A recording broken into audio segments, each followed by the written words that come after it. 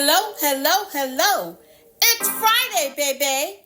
My name is Lady T, and I'm your host for this evening, along with co-host Mr. Know-It-All. How are you, Mr. Know-It-All? Hey, Lady T. Really happy to see you. Really great things to talk about. And guess what? What? It's Friday. It is not only is it Friday, but it's February. February, yes. Wow. So you know what that means, right? Black History Month, Black baby. History Month. Yeah. So we're going to devote some of our time today to talk about that and some things that people may know or may not know. And if people actually know more than we do, we love that thought as well. And you can send in some suggestions. And what we can talk about next week. So that would be great. Hey, you know what else is also a really exciting thing? What's going on? Congratulations, Lady T. Congratulations. We have done 11 episodes. This is episode 11. This is episode 11. This is our first season. Excellent. Wow, congratulations. Congratulations. It has Mr. been a Know-It-All. lot of fun doing this. Learned a lot. We had some really interesting guests, yes? Yeah, we're learning as we go along, and it's very exciting and fun, and I'm enjoying it. Absolutely. So, congratulations on first season of It's Friday, Baybay, and we look forward to continuing Yes. and building on what we've done, and wait till we come back season 2.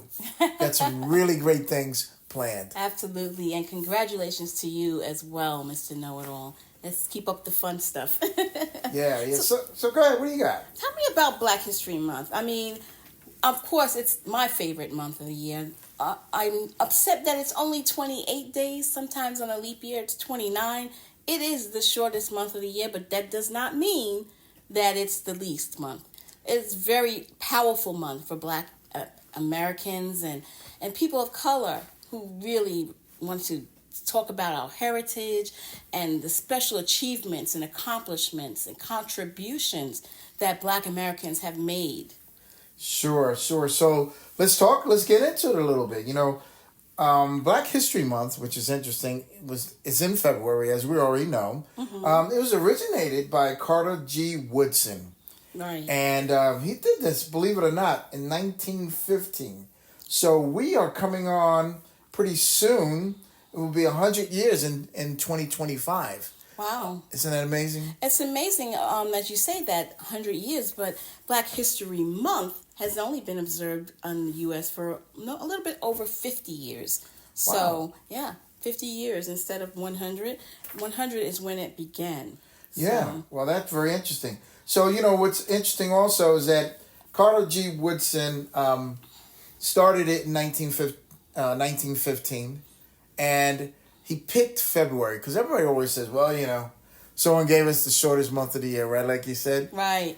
And the reason, actually, that he picked February was because at that time, he believed the two Americans that had the most influence over African Americans was Abraham Lincoln, whose birthday was in February 12th, right. And, of course, Frederick Douglass, whose birthday is also in February on what February day? 14th.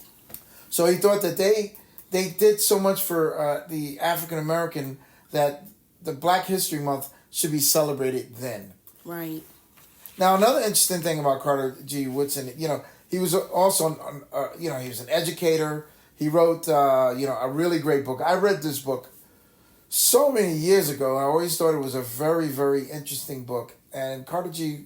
Woodson wrote this book called "The Miseducation of the Negro," and what was interesting about it was that at that time, 100 years ago, a lot of people coming out of not even before Jim Crow, but coming out of an era where blacks were not encouraged to actually have education. They were actually going to universities. So W.E.B.D. Du Bois was a Harvard grad, as well as Carter G. Woodson, but also the HBCU was prevalent at the time, and a lot of back in that day, they call us Negroes, right? Negroes were going and getting degrees in education and in African American studies, and the book that he wrote, he really brought it to the forefront was that he felt that these degrees that people were getting were not doing enough to help the race to be independent. There was not enough business owners or inventors of industry. People would work for people, but they were not employing their own people. And interesting enough, this is still, to this day, a major point that goes on in our community. We're, we just, we work for a lot of people. We have a lot of lawyers and a lot of doctors and executives, vice presidents, senior vice president, even presidents of some CEOs of some companies. However, us running our own industries that we can employ our own people is very, very scarce, if not non-existent.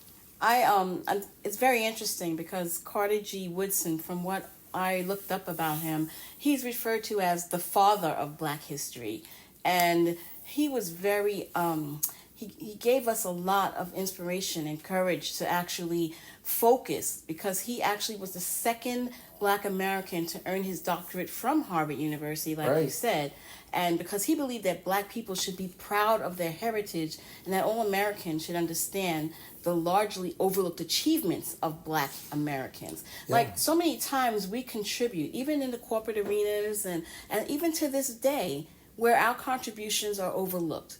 And it goes back to what you were just saying. It's important that we recognize our worth, we recognize our contributions, and we applaud ourselves as well.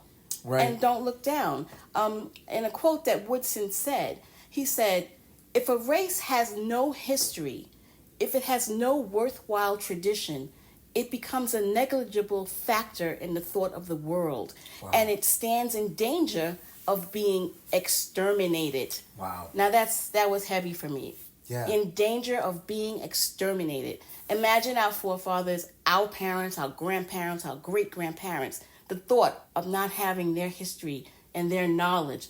It's not something that I ever want to experience. So we have to keep the traditions going. We have to keep up our traditions, our Black history, and make sure we focus on teaching our children, teaching the young people, and making sure it's carried forward, because no way should we ever be exterminated. Yeah. And, it brings to mind a lot of things that, we actually experience today. Culture is so changed, they now they call it the culture. And what's really sad is that, unfortunately, people seem to have forgotten, where we have come from in this country and how difficult it was. And then they kind of I think, transpose themselves about their successes, and they discount, how our parents came up in Jim Crow, and, how they had to deal with so many issues that actually we still are dealing with today. However, they didn't have the right to vote until 1968. A woman couldn't even get a credit card or buy a home until 1968. Imagine that. Imagine that. As a Black person, they had to sit behind in the back of the bus.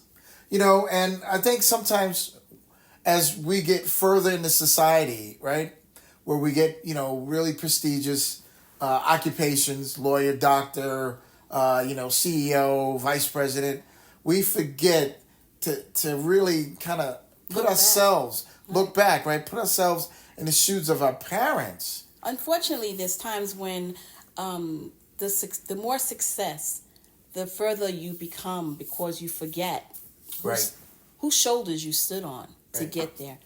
At least never forget that, because without that, you just mentioned riding in the back of the bus. Right.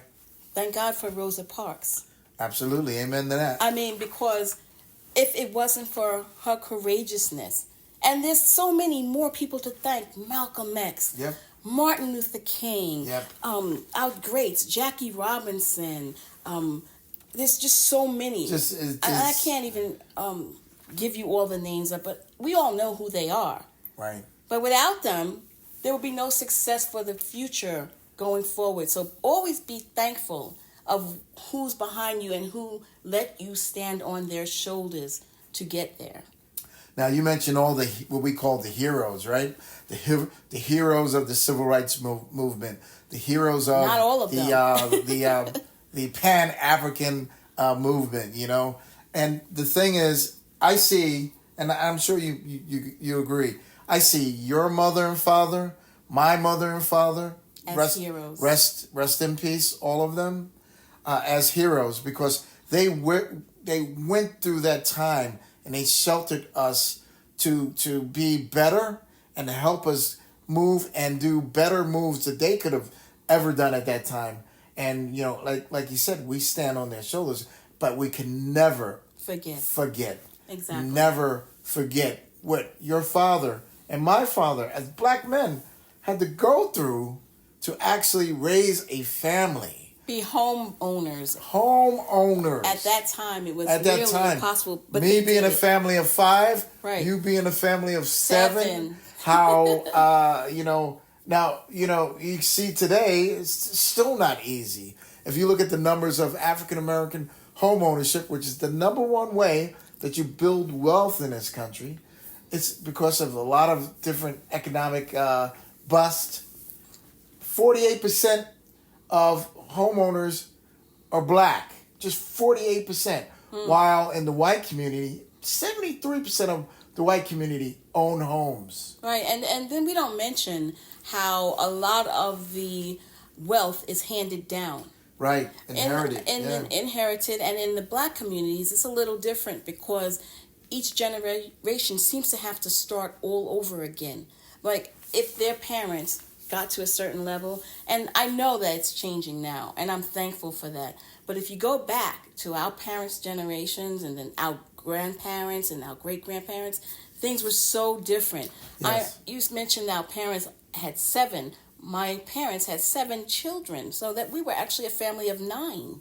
So right. 7 children. My mother could not work, and women didn't work at that time. Women didn't work back in those days. Right. So we're talking 55, 60 years ago, right? Amazing. And that's part of the black culture at that time as well. So we have to recognize, like, when we talk about growth and communities, it's all attainable if you are together as a people. Right. That's what I believe.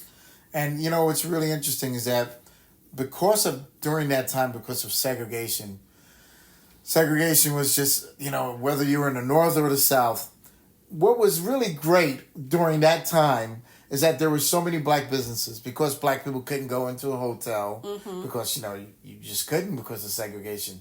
You couldn't go to restaurants, couldn't go to nightclubs, you know. And we've all seen those movies where the performers even though they were headlining in Jackie Robinson states, or you know, Louis Armstrong, the musical artists, Ray Charles, they couldn't go through the front of the establishment that everyone paid a ticket to go see. Isn't that crazy? That's insane. Insane. They had to go through the back door, which is insane. So we've come a long way, but we haven't come far enough still. You know, we're still moving. Yeah, we're still moving. Right. What also was a kind of interesting point is that because of segregation, all class of people lived together. So you had your doctors and your lawyers, you know, your highly educated black folks living amongst, you know, your tradesmen, right? Your electricians and your plumbers, and also they were living amongst, you know, your clerks and your basic middle class people. So we're all together. But once segregation ended, there was black flight from the educated class to get away from the lower classes. And so we separated. And now, if you see today, there's probably about 4 or 5 different segments of black people. There's a saying that always goes, you know, we're not a monolith. You know, we don't all think alike, and that's a blessing not to be able to think alike. However, we don't have a consensus to move together. You know, that has been taken away from us, because now we have when you people who say 7, away, 8, 9 figures they make a year. You have people who make 6 figures, and then you have people who make less than the minimum wage or just about that. And all these people are separated by economics. Right. They don't live together. They don't eat together. They're not in the same neighborhoods. And so now if you see the kid on the street, he used to be able to see the lawyer, the professional African American lawyer in his neighborhood. But now he will not see that person.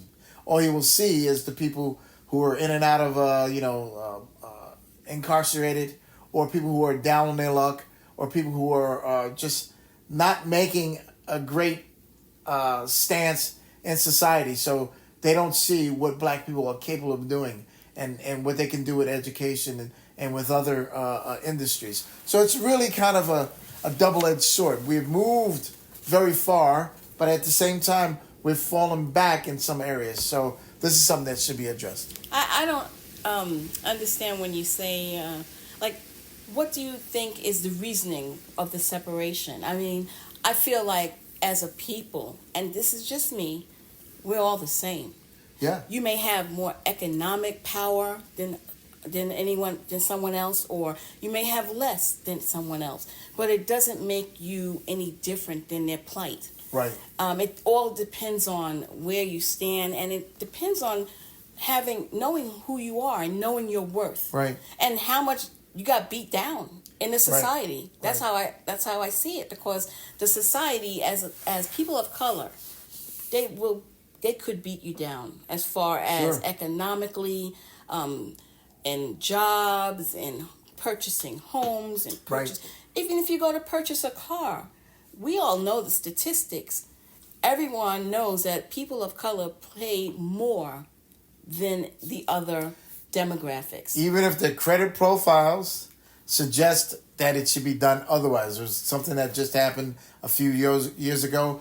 Black professionals who had excellent credit, excellent income, were given the so-called subprime loans on their actual homes that they were paying for. And this was done by a major banking institution. And they discriminated against these people, that their rates, someone could come in and they can have a less rate if they're from a different race, would get a better rate than a black professional that makes 7 figures a year. So the black professional who may be able to afford that vehicle or that home has to pay more. Will pay more. But more. It doesn't. When you go to the person who can't afford to do that, but they are also a person of color, doesn't make them better. Right. It just means their circumstances are different. Right. Well, now, here's an interesting thing. If you think about it, in I'm going to paraphrase, in the late 70s, if you remember the show, and it's a great show, and it's very funny, but the Jeffersons. So now the whole idea of the Jeffersons was that George Jefferson had gotten into a car accident and got a settlement from the car accident. And he took the money, instead of just spending it, he took the money and he invested it in one dry cleaner. And then from there, took the money and put more money back into the business until the point where he had a chain of dry cleaners. And then he moved from a middle class or basic middle class home in Queens. And that's where the song Moving On Up came, because he moved up to the east side, because now he wants to be able to enjoy the same riches that his white counterpart does. Because he's a rich person. We finally got a piece of the pie. There you go. Fish don't fry in the kitchen. Woohoo! That's how it goes. You know how it goes. So that's where the separation began. Yeah. People who got their education, who got their businesses, who got a piece of the pie. A piece of the pie. Left the inner city, left the other folks, because they're like, I got mine, now get yours. Yeah, but that's not so easy for everyone. Right, and so we have these splinters now. Yeah. That's today's world that we have. And now it's even become more materialistic. I mean, it's just... Well, the dollars are a lot more. Incredibly materialistic. One thing that we always had in our culture was the music, right? Love music. We talk about so many inventions. And, I actually want to get on that. We're kind of moving around. But, there wasn't one genre in America. There is no genre of music that has not been invented by African Americans. With the basis of the blues, with the basis of spirituals, right, with the basis of all of the African rhythms, all of the the spoken word that turned into hip hop, all of that came from the African American or from the African that was in America.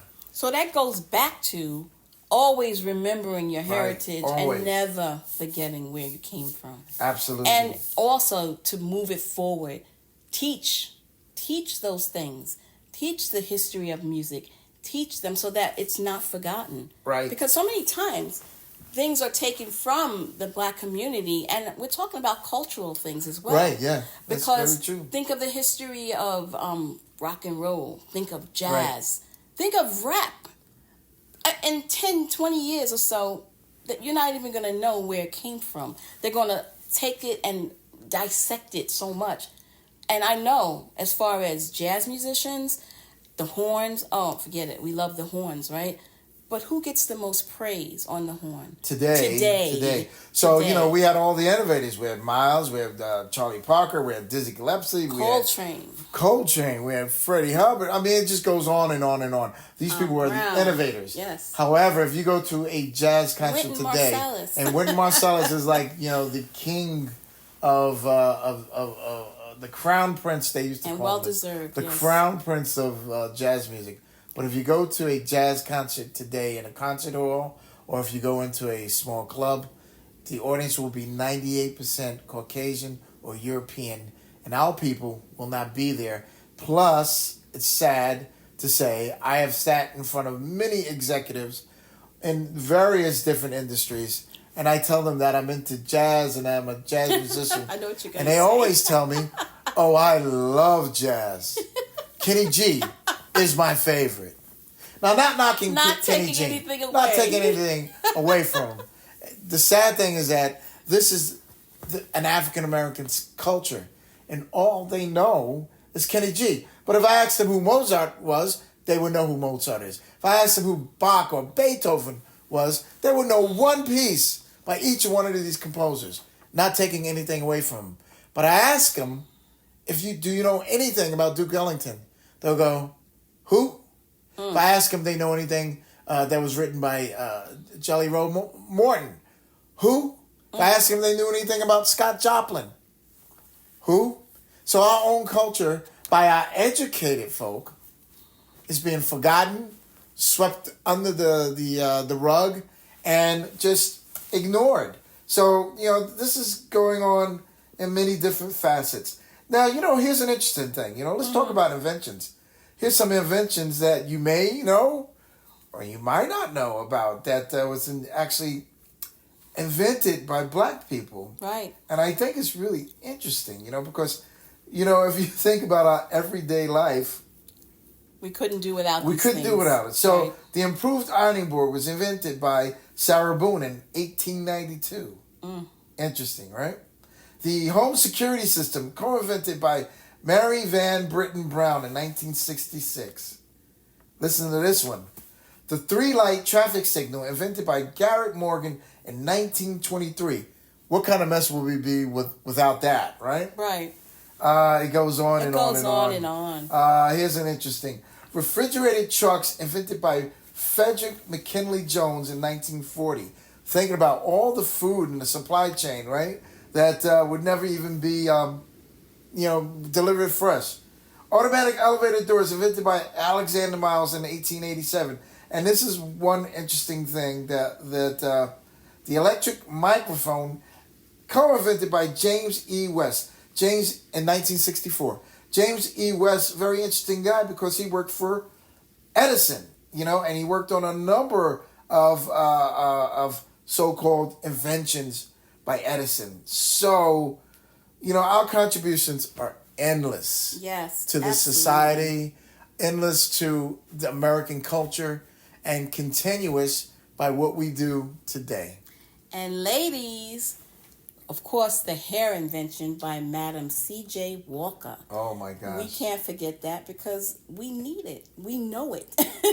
And we have to put shout outs and thank everyone. Thank all of our black ancestors and our inventors and leaders in this movement as far as creativity and inventions, because they're well deserved. And we can't forget that we must continue there's people that are not mentioned, and I know that so many people that we may not have spoken of. Right. But we just need to be aware that we have to keep it moving, keep it going, keep teaching, keep learning, and keep understanding. Because in the words again of Woodson, we stand in danger of being exterminated if we don't keep our history.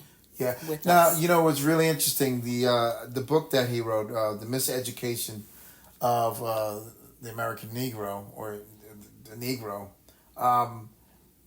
one of probably everybody in the black community or in the world actually, album that people love was Lauryn Hill's album called The Miseducation of Lauryn Hill, considered one of the first neo-soul albums, right? It's an excellent. And she did that as a homage to Carter G. Woodson.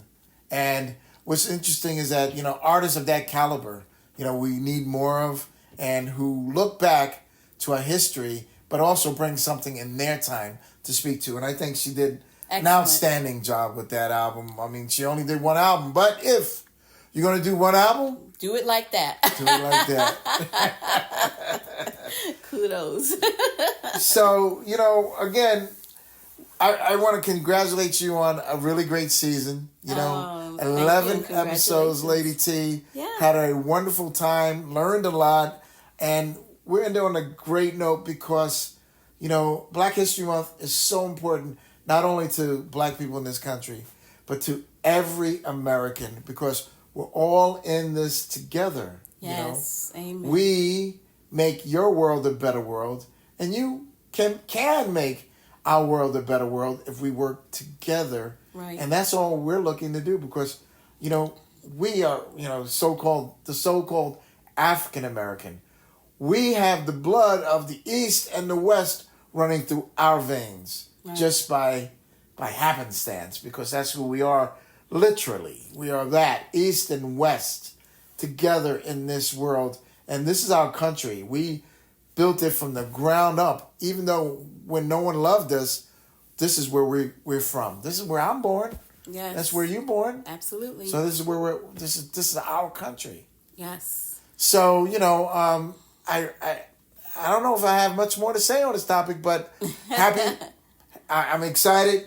Happy Black History Month, Happy 2023. And I'm excited too. And I'm happy that we definitely have to get together as people, and people meaning everyone. Right. Not necessarily just Black Americans, but everyone. This is a struggle for everyone, because when we're good, we're all good. Yeah, and that's how it works. Exactly. So I'm happy, and thank you, Mr. Know-It-All. I've been having a great season so far. It's fun. Absolutely. I love it. So I know that we usually have a song, but I want to ask the audience, if you want to hear anything special that we haven't discussed, you can email us always at info@itsfridaybay.com. Again, the email address is info@itsfridaybay.com, and the Baybay is BAYBAY. Is there anything you'd like to add, Mr. Know-It-All? No. Congratulations again. I know I said it 3 or 4 times. You have. But I'm excited. What you have some music, you said, right? We got some music. We have a special song today for in honor of Black History Month. We have one for that. We actually do. Oh. And it's under the Rubyboo Records and Entertainment label. Oh, I love that label. You mean to tell me they're that innovative? They are that innovative. They have some music that actually reaches back and talks to people about this? This is why I love them. I know. I love that label. So this title is called Brother's Keeper. Wow. And so on the title, who is a special singing guest on that song? Wow, on that song, we have Michael Wooten on vocals. Mike. Hi, Mike. Mike, if you're listening. Shout out to Michael Wooten. Yeah. Who is the singer on that song. And does a little like spoken word too. Yes. On there, yeah. I hope you guys enjoy it. It's really excellent. We love it. And we hope to talk to you guys again soon. And don't forget to email us with your thoughts, questions, concerns, because we're here to answer. Why? Because it's Friday, baby!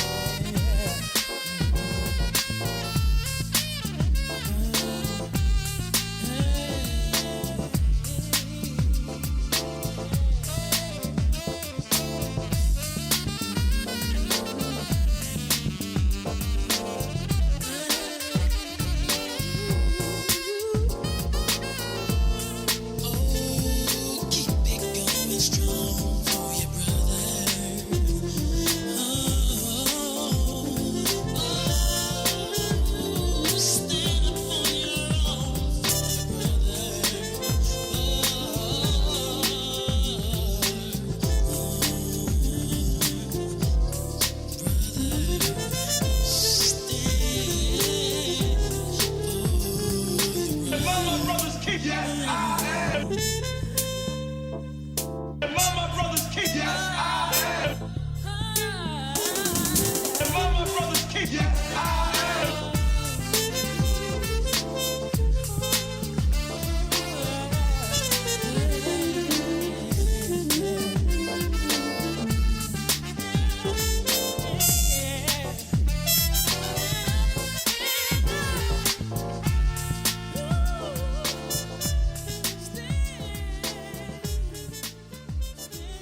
The views, thoughts, and opinions expressed are the speaker's own and do not represent the views, thoughts, opinions of any agency and or platform. The material and information presented here is for general information and entertainment purposes only. It's Friday, Baybay. Name and all forms and abbreviations are the property of its owners, and its use is not an endorsement or opposition to any specific organization, product, or service.